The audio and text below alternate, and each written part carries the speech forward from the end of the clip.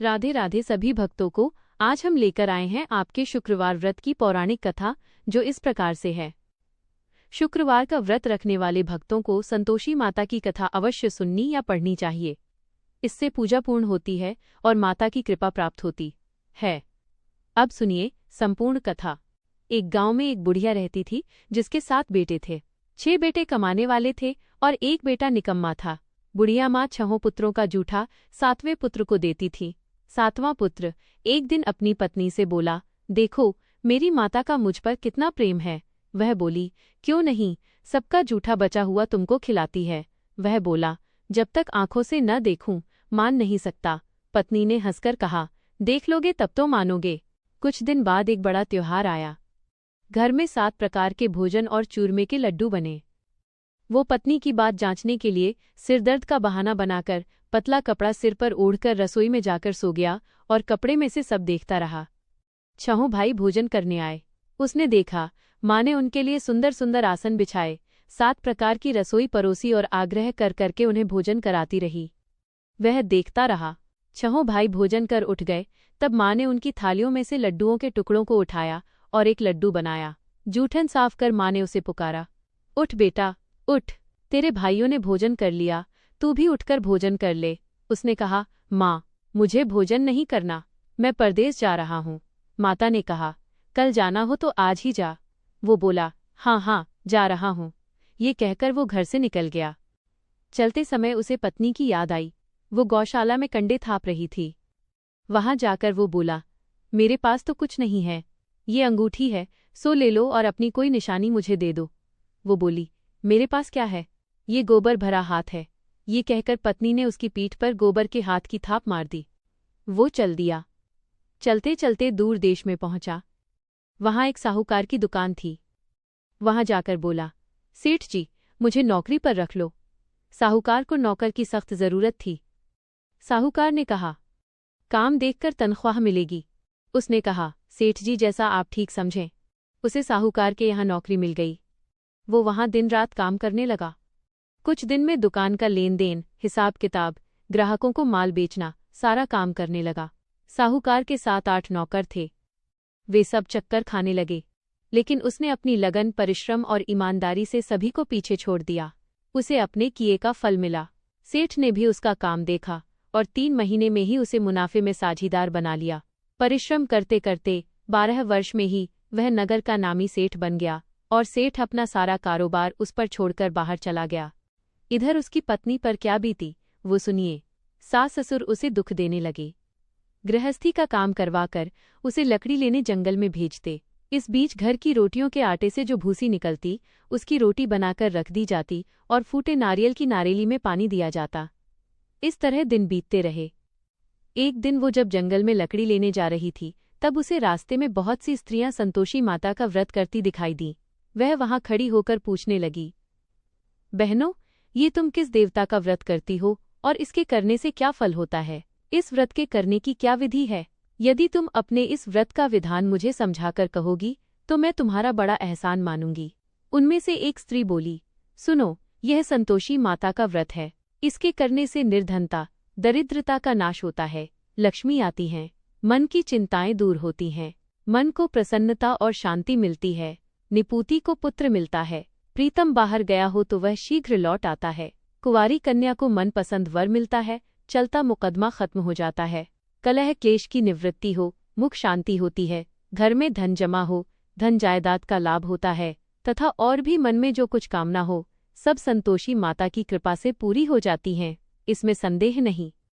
वह पूछने लगी, यह व्रत कैसे किया जाता है, ये भी बताओ तो बड़ी कृपा होगी।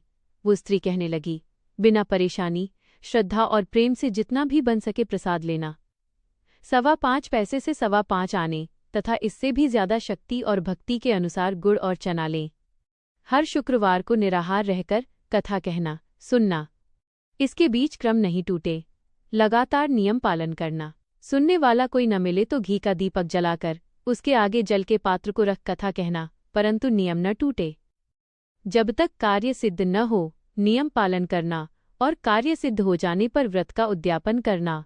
3 मास में माता पूरा फल प्रदान करती है। यदि किसी के ग्रह खोटे हैं भी तो माता 1 वर्ष में अवश्य उनको अनुकूल करती हैं। कार्य सिद्ध होने पर ही उद्यापन करना चाहिए, बीच में नहीं।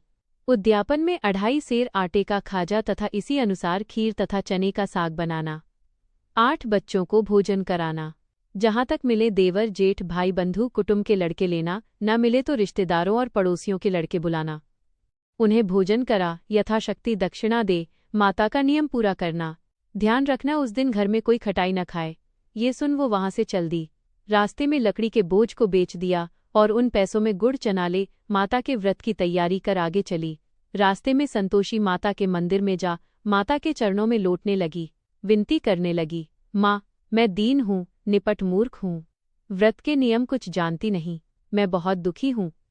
हे माता, मेरा दुख दूर कर, मैं तेरी शरण में हूँ। माता को दया आई।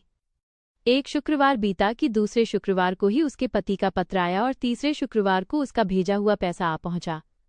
ये देखकर जेठानी मुंह सिकोड़ने लगी, इतने दिनों बाद इतना पैसा आया, इसमें क्या बड़ाई है। लड़के ताने देने लगे, काकी के पास अब पत्र आने लगे, रुपया आने लगा, अब तो काकी की खातिर बढ़ेगी, अब तो काकी बुलाने से भी नहीं बोलेगी।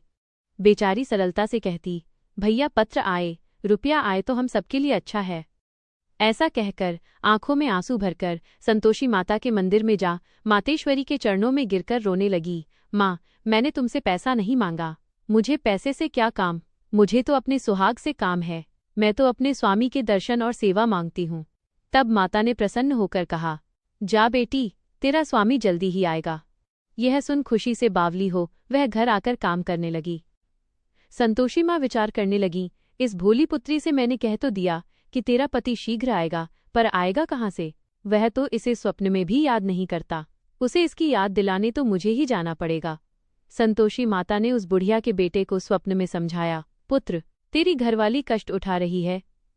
वो बोला, हाँ माता, ये तो मुझे भी मालूम है, परंतु क्या करूं, वहां कैसे जाऊं, परदेश की बात है, लेन देन का सारा हिसाब किताब है, कोई जाने का रास्ता नजर नहीं आता, आप ही कोई राह दिखाएं कि वहां कैसे जाऊं। माँ कहने लगी, सवेरे नहा धोकर संतोषी माता का नाम ले, घी का दीपक जला दंडवत कर और दुकान पर जा बैठना। देखते देखते तेरा लेन देन चुक जाएगा, जमा माल बिक जाएगा, सांझ होते होते धन का ढेर लग जाएगा। वह अगले दिन सुबह बहुत जल्दी उठा। उसने अपने मित्र बंधुओं परिचितों से स्वप्न में माता द्वारा कही गई बात कह सुनाई। वे सब उसकी बात सुनकर उसकी खिल्ली उड़ाने लगे। वे कहने लगे कि कहीं कभी सपने की बात भी सच्ची होती है। एक बूढ़ा व्यक्ति बहुत समझदार था। वह बोला, देखो भाई, मेरी बात मानो, इस तरह सांच या झूठ कहने के बदले देवता ने जैसा कहा है वैसा ही करना। तेरा क्या जाता है। बूढ़े की बात मानकर नहा धोकर उसने संतोषी माता को प्रणाम किया, घी का दीपक जलाकर दुकान पर जा बैठा। शाम तक धन का ढेर लग गया। वो हैरान हुआ, मन में संतोषी माता का नाम ले प्रसन्न हो घर जाने के वास्ते गहना, कपड़ा व सामान खरीदने लगा। सब काम से निपट अपने घर को रवाना हुआ। उधर उसकी पत्नी जंगल में लकड़ी लेने गई।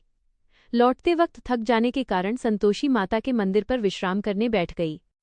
ये वहां रुकने का उसका रोज का स्थान था। धूल उड़ती देख उसने माता से पूछा, हे माता, यह धूल कैसी उड़ रही है। माँ ने कहा, हे पुत्री, तेरा पति आ रहा है।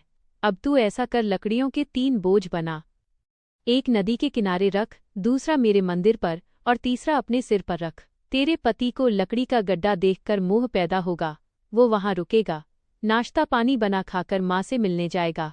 तू लकड़ी का बोझ उठाकर जाना और बीच चौक में गड्ढा डालकर 3 आवाजें जोर से लगाना, लो सासू जी, लकड़ियों का गट्ठा लो, भूसी की रोटी दो, नारियल के खोपरे में पानी दो।